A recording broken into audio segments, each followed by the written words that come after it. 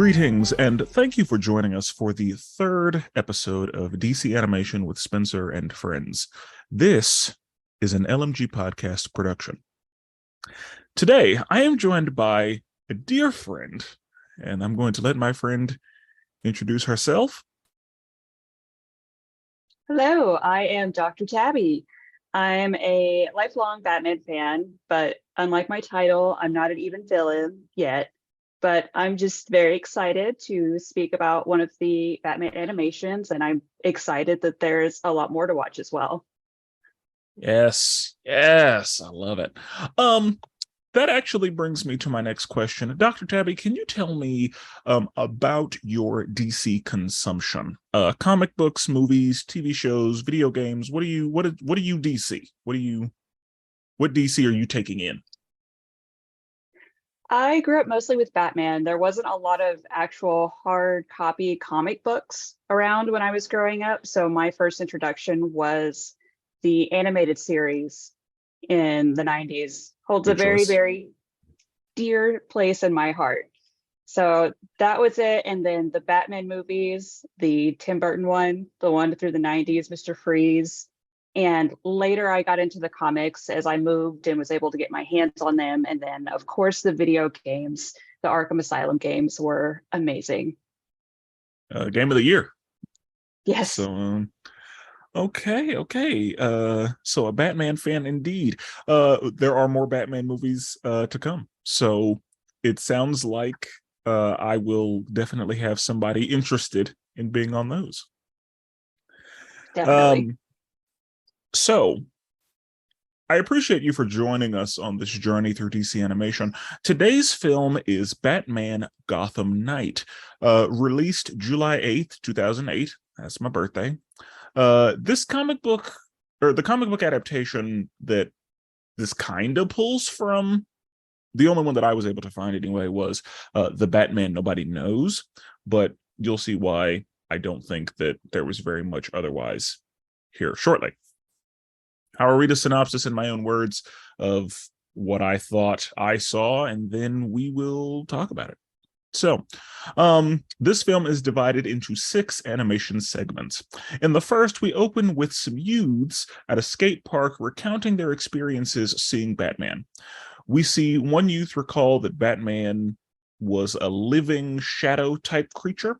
Another recalls Batman as a winged human bat hybrid, a man bat, if you will. A third youth recalls a robot. Suddenly, Batman and a mysterious villain show up at the skate park, and the villain is about to kill Batman, but the fourth youth knocks him out, and Batman is able to subdue him, says thank you, and disappears with the villain captured. In the second segment, we see detectives Allen and Ramirez talking to James Gordon about Batman, who has dropped off a known criminal to Jim's office. The detectives are given the assignment to transport the criminal, and Detective Allen says to Jim that he does not trust Batman. And Jim is like, oh, you will. Don't worry. They take the criminal to an island asylum. After drop-off, the detectives find themselves in the middle of a gang shootout between Maroni and the Russians. Detective Allen is about to get RPG'd, but Batman comes and saves the day, saves him right on time, and then Batman, of course, starts going to work. Maroni is about to kill Detective Ramirez, but Batman stops him, compliments the detectives, and disappears. In the third segment, Lucius Fox is showing Batman some new bulletproof tech.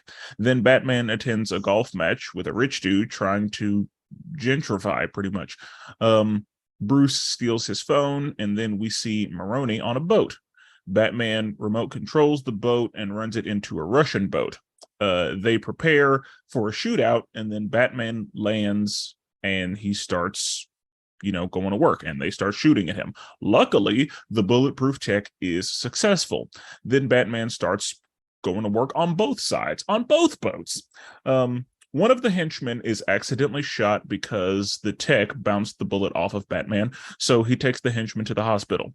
Batman then decides not to use the bulletproof tech because he doesn't want to put anyone else's life in danger. In the fourth segment, A church congregation starts hallucinating, and Detective Alan, Ramirez, and Gordon are investigating.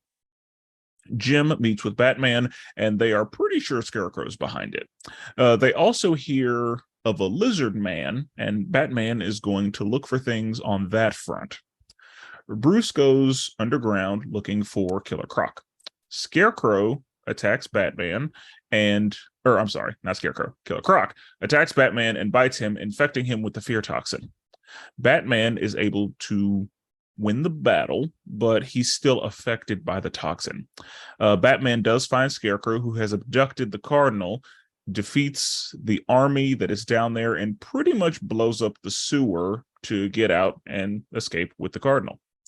In the fifth segment, a man is trying to escape a terrifying Batman who has been shot. We are then taken to a flashback of Bruce Wayne volunteering at the relief effort. We are taken back to an injured Bruce trying to survive. Another flashback takes us to Bruce in the Middle East, and he's training to learn pain management. He meets a woman named Cassandra who shows him her ways. She explains that her path was a difficult one because women are just treated terribly. She is attacked, and Bruce, does what he does. He starts going to work. She sends Bruce away and tells him that she does not have the necessary skills to help him through the pain with which he is dealing. Alfred then finds Bruce in our time, holding a pile of guns. In the sixth segment, Bruce is living through the flashback of his parents' murder. We then see a man assembling a firearm. Bruce is expressing that he could never use a gun, but he understands the appeal. We see Deadshot on a Ferris wheel executing a long-range hit. The next hit is Jim Gordon. Of course, Batman is having Alfred use a satellite to find Deadshot, and Batman is on patrol. Alfred notices a train which would give Deadshot the perfect opportunity to satisfy the hit. Luckily, Batman is able to intercept the bullet. Deadshot and Batman get to going on the top of the train. Batman gets the upper hand, and Deadshot then starts snitching on the Russians. He is convicted. We see the bat symbol in the sky. Credits. Dr. Tabby, what do you think of the movie?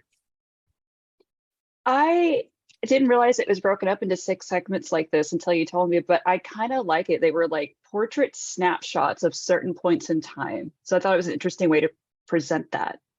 Mm-hmm. And I will say the first time I watched this, the first segment almost turned me off completely, because I also didn't know it was in segments. So when I saw the first segment, I was like, I'm not watching this nonsense. Like this is not what I signed up for, because when I see the animation for the first segment and then I look at like the cover, I'm like, those are not the same. What's going on here? And that's actually what prompted me to continue watching it, because I was like, when am I going to see the Batman on the cover? Because that's not him. And so luckily I kept watching it, because initially I was ready to turn it off. I was like, this is not what I came here for. I agree. That's my exact reaction to the first one. And I felt like, to me, the art style, it reminded me of like the old Sesame Street, where you have like the little guy running around with the pencil in the art studio. I was like, this is not Batman. Yeah, like it felt crude almost. And that's fine, but it was like if a child tried to do Studio Ghibli. Like that's what it felt like. Like it felt like a poor man's Studio Ghibli art style, the first one. And the thing about the first one, though, that's the one comic book that I can say I was able to find that kind of happened here. Because in The Batman That Nobody Knows, Bruce takes some youths on a camping trip, I believe, and they kind of recount what they think Batman is. And in the actual story where that happens, Bruce, actually puts on the suit and is like, hey, I'm Batman. And the kids are just like, that's funny. So they thought that he was just doing a bit, pretty much. Like they thought he was just trying to entertain them as Batman, when in fact that's actually Batman. But that's one of those things that I love, is because it not only it not only speaks to the imagination that children have, but it also just speaks to how flawed human memory and perception is. Because I'm sure that there are grown people that would have sworn that Batman was not human if they had seen him doing things. And they And probably would have had those three like interpretations of it as well. He's a shadow, he's a robot, he's a monster. yeah, because there's no way a human man could do the things Batman's doing. So obviously he's got to be something else. Now, I do like that all three of the things that we saw did pay homage to something. We have the Living Shadow, where I think it pays homage to Batman and Dracula, because I don't know if it's Batman versus Dracula specifically, but there is a comic book where Batman is kind of turned into a vampire. And so I think that this was paying homage to that. Of course, we know Man-Bat. And a lot of people know Man-Bat from Batman the Animated Series, because Man-Bat was the first episode. So I remember that one. yeah, so they pay homage to Man-Bat. And then I think that the robot was a very loose homage, but one of Superman's earliest, like super early abilities was, leaping tall buildings in a single bound. And that is very specifically what we watched this robot do. And so that's what I got out of that. If it was something, and I think the reason it was a robot is because later we will be discussing a cyborg Superman that we do see. And so I think that was the connection. That's the connection that I put together in my head. I don't know if that's what they were going for, but that's kind of what I just decided, was that it was a Superman nod with it being a robot to cyborg Superman, and then leaping tall buildings in a single bound being something that was, a thing Superman was known for back in the day. I forgot about that. Yeah. So, that's just what I'm thinking. I could have just made that up, or I could have just decided in my head, I have to connect this to something. So maybe I'm trying too hard, but that's what I saw with that. So one of the things that I read about this movie was that it is unofficially based on Christian Bale's Batman. So as far as I understand, this is the Dark Knight Batman, and this is between Batman Begins and the Dark Knight. So this Batman has not dealt with the Joker yet. But this is him Batmaning between Batman Begins and the Dark Knight. So, that's interesting. I like that there was some kind of continuation for that, because for a lot of people, The Dark Knight is regarded as the greatest superhero movie to have ever been made. A lot of people regard it as the Batman, like their Batman. I would say, as far as live action goes, The Dark Knight is the best one so far that we've gotten. I would agree. Yeah, I would definitely say that. Yeah, the best movie. Hot take, my favorite live action Batman has actually Ben Affleck. But I like him, especially as an older Batman. I was a little iffy at first, but now I'm a big fan of Batfleck. Yeah, and I hope that we get to see him do some things moving forward. But yeah, so what did you have a favorite segment?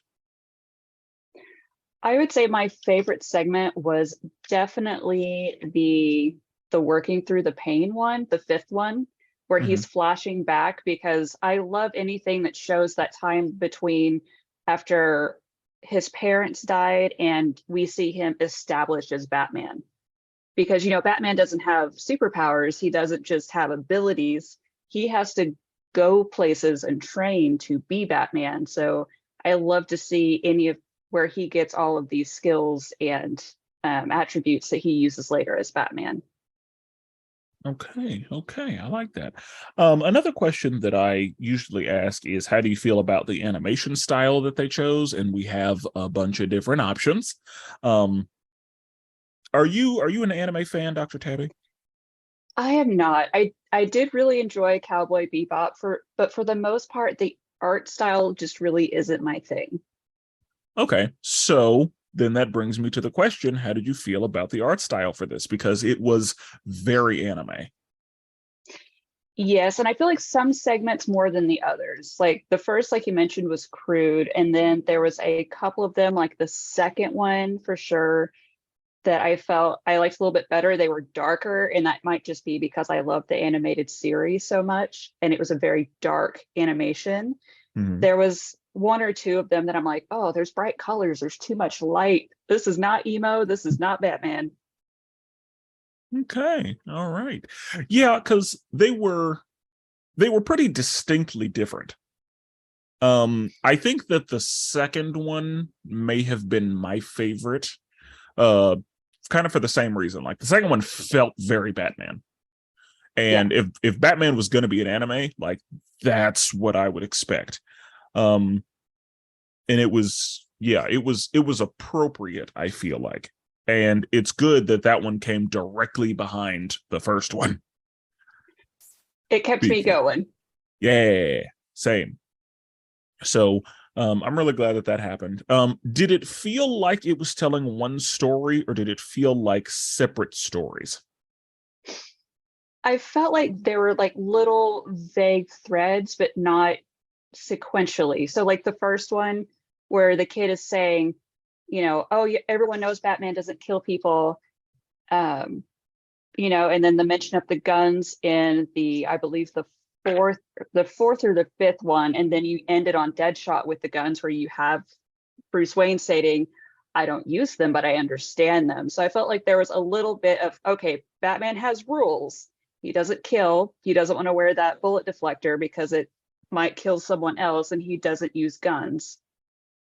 Yeah, and I will say, yeah, this was very um like you saying that made me realize like this was very gun heavy. Like I guess it didn't occur to me how integral guns were to this movie, because there's mention or reference of guns throughout. Because in the second one there's a shootout. Hmm. In the third one, that's when we see the bulletproof tech. In the fourth one, or I guess the fifth one, is where he finds all of the guns, and then we end with Deadshot. So yeah, like it's very gun heavy, and that's just now occurring to me. It is. And in the fifth one, it ends with, Alfred's like, hey, let me get you out of the sewer. You're injured and laying on trash. And he has this armful of guns and he looks traumatized. And he's like, I can't.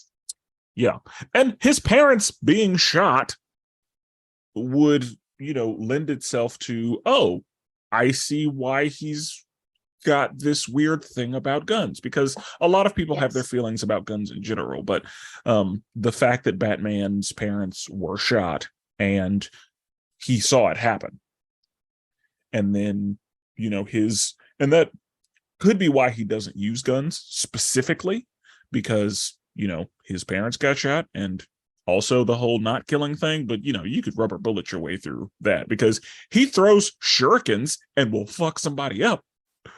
But yeah. You could, with this whole, the theory of like, he won't kill you, but you're surprised what you can live through, I feel. Yeah, because he maims, and yeah, like he will break your legs, and Or he'll just drop you off a building. You won't die, but you're gonna feel it. Like he keeps the hospitals full, and I'm sure that Bruce Wayne has money invested in the hospital. I was uh, just thinking about that. I was like, I wonder if he's on their board still or something. oh, I'm sure. I'd be shocked if he wasn't. um because that's what you do. So, And his dad was a doctor and involved in medical, so that would make sense. He'd be involved too. yes. And when he was with the relief effort, I'm sure he was learning how to handle and deal with people who have traumatic injuries. So, yeah, like he's in there. I'm sure he's on the hospital's board. And again, he keeps those things full. So, he's got to be on the Arkham board as well because he's sending people there. But privately owned prisons is a conversation for another time. Anyway, yeah, I enjoy anime, and so for the most part, I did like the animation. I will say I think it was the third one where Bruce is golfing. It's weird seeing Bruce Wayne in an anime style because I was like, because usually anime characters, depending on the style, they look young or whatever. And whenever they go kind of looser instead of sharper with the drawing. And it took me a minute to realize that that was Bruce because he looked so young and like almost so small. And I guess he did look small. Yeah, like, and I'm used to seeing Bruce be like heavier and drawn sharper, if you will, having a little more shoulder, and so get those traps going. Yeah, because I was like, is that Bruce? It's gotta be Bruce, but it doesn't look like him. And if Kevin is voicing him, Kevin's talking a little high right now. He did sound different, but I was wondering if he was trying to do like that's the Bruce Wayne voice versus like the Batman voice. That was what I assumed was, yeah, that was the Bruce Wayne voice because usually when I see Kevin Conroy as Bruce or Batman, it's the same. But right. in this, there was a difference. Like and I didn't know if he was going for a younger Bruce, but I was like, well, that can't be the case because this is one story. So this isn't the past. And so I think that's just his Bruce voice. And that makes sense if we're thinking about this being the Nolan Batman, because when he's Bruce and when he's Batman, he does not sound the same. Right, because to me that makes sense, because hearing someone speak, I feel like it would be easy for someone to figure out who's Batman if they know Bruce Wayne, like, well. Exactly. So yeah, like if I heard Bruce Wayne talk and then I heard Batman talk, I'd be like, hey. Same with like Clark Kent and Superman, even though the glasses are just absurd. It's like you have the same face, but all right. Yeah, I'd be like, hey, you sound like this guy I know. Like, Superman, did you forget your contacts today? Yeah. I think that's just, we just have to get past it because it was written back in the 30s. And so we just have to make peace with that's what it was. And that's fine. But anyway, okay. We saw a number of villains here. Did you have a favorite? Was there anybody that you had never seen before? Anybody that you were introduced to? Anybody whose portrayal you liked or didn't like? What did you think about the villains we saw? I really liked seeing Deadshot just because I like him as a villain. His ability is really, really cool. And I hadn't seen him much except for other than the Suicide Squad, but I enjoyed that he had like a whole segment dedicated to him, essentially. Yeah. Okay. Deadshot is one of those things that's weird to me because in my head, Deadshot is closer to Deathstroke than he's portrayed usually, because when I think of Deadshot, like in my head, I think of somebody who can use, of course, any firearm, but also has a deep voice and can do hand to hand and, has all of the skills. But usually whenever I see Deadshot, his voice is higher than I want it to be. And in this, he was kind of a bitch. Like, he got bitched. And I'm not saying that getting bitched by Batman is just an anomaly, because Batman bitches people all the time, but like he got bitched. And I was like, that's not what I expected from Deadshot. Like, I didn't expect Batman to get close to him and he'd just be like, I don't know how to fight. I'm useless now. You're too close. It was the Russians. I was like, you should have at least thrown a punch or something. But okay. I agree. I guess I just assumed Deadshot was more, I guess, less bitchly. I don't know. In my head, he just, yeah. And he also had like, I didn't like his voice. Not that the voice actor did a bad job, but that's not what I wanted Deadshot to sound like. Right. It's not what's in your head. Yeah. And I don't know why, like, there's no reason for that, because I don't have like a preconceived, like for Batman, I hear Kevin Conroy. And if I don't hear Kevin Conroy, there are specific situations when I don't hear Kevin Conroy. Like, I know that whenever I'm watching like Batman Brave and the Bold, like I know that that's going to be Haas Delgado voicing Batman, and that's fine. But and whenever I'm watching, you know, some of the other things that Batman is in, like there are some voices I'm used to that aren't Kevin, but like Kevin is my Batman. That's Batman to me, always. Yeah, and so sometimes it takes me some getting used to when it's not Kevin. And sometimes it's actually really good. But other times it's like, that's not what I wanted. And I said all of that to say, for Deadshot, I don't have that. But this is not what I thought I was going to get when I heard Deadshot. And I mean, I guess that's fine. I think that his voice fit the character that he was. And so it was well done.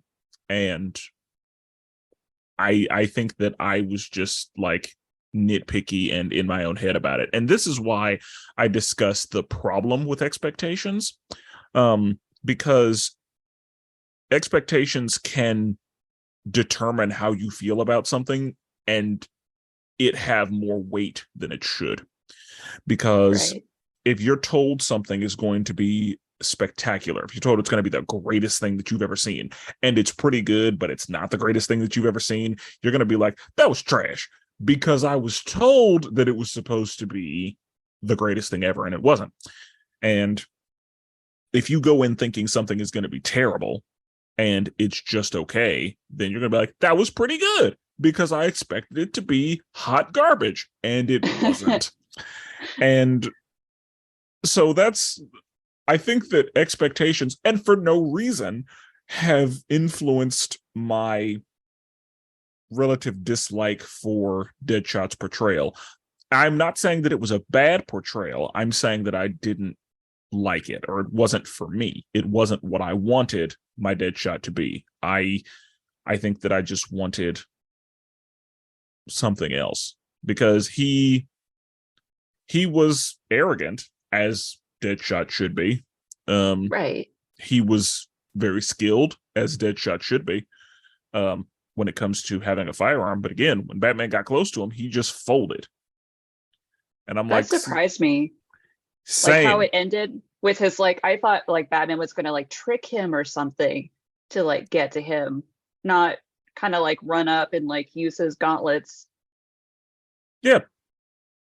And I agree. That's not how I thought that was going to go.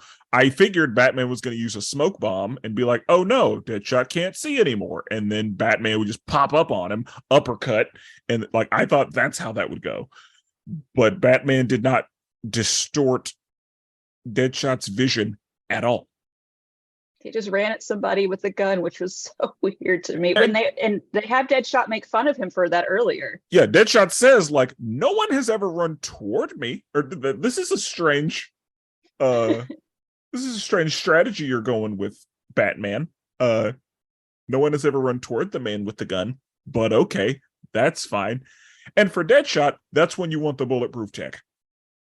That's when you pull that out, because you know exactly what Deadshot, you know his MO, you know what he's doing. So yeah, like that's a situation where I'd be like, you know what? I think today's the day that I go ahead and use this. Just no one stand around me. It will be fine. No deflections. Yeah, and based on where they were, like it was fine. Yeah, they So were on a train. yeah, and they were in a metal box. Like it was yeah. But I mean, Batman didn't know what the situation was going to be, so Yeah. I guess I understand not using the bulletproof tech. But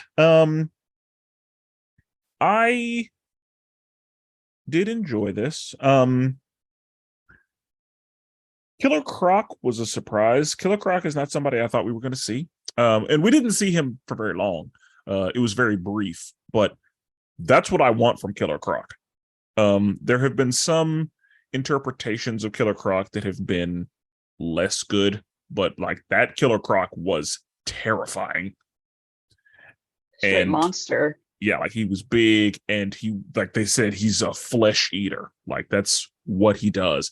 And I was interesting. They were like, his mother didn't want him, so she threw him in the sewer, and whatever's down here made him strong. It's like, what an origin story. Right to the point. Short, sweet. Yeah, like that's all right. Because I kind of wonder if they were gonna go with like there was some experimentation done on him, or if Gotham's sewers are just so dank that that's actually what happened. And also there were people just living down there. I mean, that was who Scarecrow was using as his army. Well, the first people that Batman saw, like when he went down there, and the guy who explained who Killer Croc was, those people, were those Scarecrow's army too? I don't think so, or at least they hadn't been dosed, so they weren't freaking out. But I think that's just who Scarecrow was like pulling from, because he didn't want the homeless to be like taken care of. Yeah, because but I guess I didn't understand why those people lived in the actual sewer. Like, I never got that either. Because in X-Men we have the Morlocks who live in the sewer, but them living in the sewer makes sense because they're physically different. But these were just humans living in the sewer. Even in Futurama, those mutants live in the sewer because they're physically different. And so that makes sense that people would like be repulsed by them, and so they were driven to the sewer. But for there to just be like human beings living in the sewer, I was a little confused by that. I mean, there was kind of some humans. It was an animated series, and I forget the villain's name. He was only there once, and he had the crocodiles, and he had all the orphan kids living in the sewers, and they would go above and steal. But I don't think there was any kind of different kind of people. I think they were just humans down there as well, but it was all kids. Okay. And that would make sense to me because in one of the Tim Burton's, Penguin lived in the sewer, didn't he? Oh yeah, he did. And I mean, that's a sidebar, but that was another, like, he was physically different. And so him living in the sewer, I understand how you got yourself down there. I get it. And with children, it kind of makes sense because if there's, an adult leader telling a bunch of children like, hey, this is what we're doing, then, they're kids. They're going to just do. They don't know any better. Yeah. And if there were a bunch of orphans or whatever like that, yeah, like it's terrible, but like it makes more sense to me that children would be in that situation than adults, I guess. But I don't know. I thought it was weird just because I didn't understand why they were in the sewer. And they were just people. And I think that's because normally when I see people in the sewer, they're not just people. They got something else going on. Right. And they want to hide. Yeah. Because, the surface world is going to be, very terrible to them. And perhaps that's what the situation was. Like maybe Gotham is abusive toward the homeless, and so they were like, we need to not be visible to just everyone. See, that would make sense. But I feel like I remember seeing homeless people in the Dark Knight series, more so in the third movie. I feel like there were homeless people. whenever Bane was doing stuff. But also, I could have just made that up. I don't know. I don't remember. I need to rewatch those. Yeah, I should have done homework for this with those movies, but also I don't know how official the connection is, so it's probably I fine. was surprised there was a connection because I feel like most of these kind of are standalones and not connected to any of the movies. I was surprised. Well, yeah, and especially the early ones. The early ones are most definitely standalones, and this is only the third one. And I think that just based on when it came out is probably why it was connected to this, because The Dark Knight came out in 2008. So for this to be the what happens between Batman Begins and The Dark Knight around the time The Dark Knight came out, that made sense to me. And That makes I sense. mean, I didn't realize it was like The Dark Knight came out that long ago, or that it's been that long. yeah, it's been a while, because yeah, The Dark Knight Rises was 2012, I'm pretty sure. Wow. But yeah, I I think that this was pretty good. And as you said, I like that it kind of filled in some gaps. And I like that we got a couple of flashbacks to what some of the things that Bruce did to become Batman, like to actually become Batman. So that was interesting as well. So on a scale of 1 to 10, what would you rate this movie? And see, I'm thinking about what you were saying about expectations. I personally went in with low expectations, and then they got a little bit lower after the first segment. Yes. So they were like down there. But once I finished all of it, it was a pretty good trajectory for me, especially with like the fifth one. So I would probably say I would rate it a 7. I think, yeah, I think I would say a solid 7. Okay. All right. Okay. I can get behind that. Um, I'm leaning 6.5. And I say this, I mean, I've said this multiple times already, but like it's early. Um, these get really good. And this one is not like this one's pretty good. Once I gave it a chance, because like I said, I Right. was ready to not give it a chance. So I'm glad that I did. It was pretty good, not spectacular, probably in the bottom half of all of these movies, because we're about to step into some like really good like quality stuff that I'm like, I cannot wait to see it. As a Batman fan, I will likely have you on some other Batman episodes. There are plenty of Batman movies. There's Awesome. one in particular that I know for sure I'm going to have you on, and I imagine you've already seen that movie, but it's from like it's going to be a while before we get there. So I will probably have you on. Yeah, I may keep you. There are enough Batman movies where like you could just do Batman movies. He's my So favorite, my absolute favorite all time. yeah, so I mean, if you're taking this whole journey with us, then you'll see all of them. But as far as being on the episodes and reviews, there are I have some in mind for you to be on. So yeah, I think it'll be a good time. Sounds amazing. I can't wait. I'm excited to watch all of these in order. Yeah, because that's the thing, like DC animation, they know what they're doing, generally speaking. Now, of course, there are some misses, and we haven't even really hit a miss yet. We're still very early. And a Right. lot of the early stuff is like, not bad, not, my favorite thing in the world, but not bad. But it doesn't take long for us to get into some stuff that's like, ooh, that's really good. And then, there are some things that are like, also not my favorite. I think I would have done something different, gone in a different direction, et cetera, et cetera. I do think that on the next one that I have you on, because Kevin Conroy is your Batman, I'm going to Yes. have you on an episode that does not star Kevin Conroy as Batman, and we're gonna see how you feel about it.